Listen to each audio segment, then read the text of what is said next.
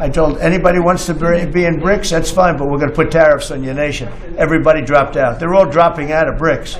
BRICS was an attack on the dollar. And I said, you want to play that game, I'm going to put tariffs on all of your product coming into the U.S. They said, like I said, we're dropping out of BRICS. Or dollarization?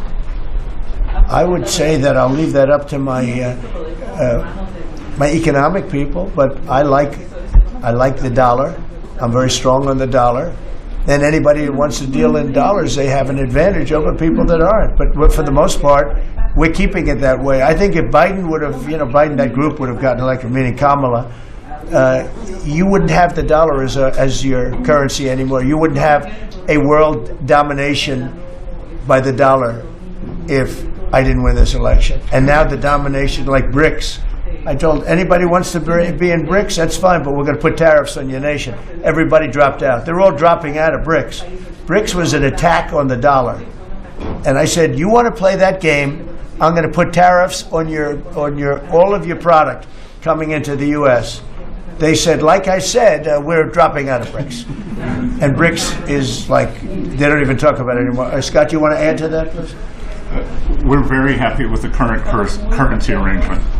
Genius Act provides banks, businesses, and financial institutions a framework for issuing crypto assets backed one-for-one with real U.S. dollars, treasury bills, and other cash equivalents. It's really strengthening the dollar and giving the dollar great prominence. And, you have this little group called BRICS. It's fading out fast. But BRICS is, they wanted to try and take over the dollar, the dominance of the dollar, and the standard of the dollar. And I said, anybody that's in the BRICS consortium of nations, we're going to tariff you 10%. And they had a meeting the following day, and almost nobody showed up. They said, leave me alone. They didn't want to be tariffed, did they, Howard? So it's amazing. No, we're not going to let the dollar slide. If we have a smart president, you're never going to let the dollar slide. If you have a dummy, that could happen. Like the last one, if you ever asked him about the dollar sliding, he would have no idea. But we can't let that ever happen again. Consumers, vendors, and people all over the world will then be able to use those stable coins for ultra-low-cost transactions that are cleared and settled in a matter of seconds rather than weeks and months. And it's really an amazing thing. And with the privacy, flexibility, and decentralization of cash, this revolution has the potential to supercharge American economic growth and empower billions of people to save and transfer in U.S. dollars. It's really all backed by the dollars. It's really a great thing. And we had a lot of Democrat support. I have to tell you that. I was shocked anytime you get one but we had a tremendous amount of Democrat support, which we appreciate, and which just shows you that you're doing the right thing. This will increase demand for U.S. Treasuries, lower interest rates, and secure the dollar's status as the world's reserve currency for generations to come. The reserve currency is so important. If we lost that, that would be like losing a world war. We can never let anyone play games with us, and that's why when I heard about this group from BRICS, 6 countries basically, I hit them very, very hard. And if they ever really form in a meaningful way, it will end very quickly, I will tell you, for them. They won't be gone very long. I don't think they'll even do it.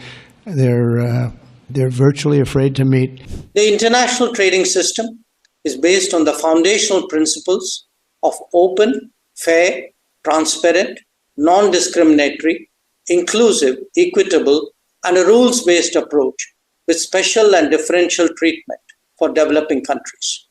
India strongly believes that this should be protected and nurtured. Excellencies, the world today also seeks an urgent resolution of ongoing conflicts. The Global South has experienced a deterioration in its food, energy, and fertilizer security, where shipping is targeted, not just trade, but livelihoods also suffer. A selective protection cannot be a global answer. An early end to the hostilities and undertaking diplomacy to ensure a durable solution is the obvious pathway before us. The working of international organizations in the last few years has witnessed major shortfalls in many areas. On key issues, we have unfortunately seen that gridlocks have undermined the search for common ground. These experiences have only made the case for reformed multilateralism generally, and that of the United Nations and its Security Council specifically, more urgent. The BRICS have taken a positive view of this need for reform, and we expect that it would collectively become a strong voice for much awaited change.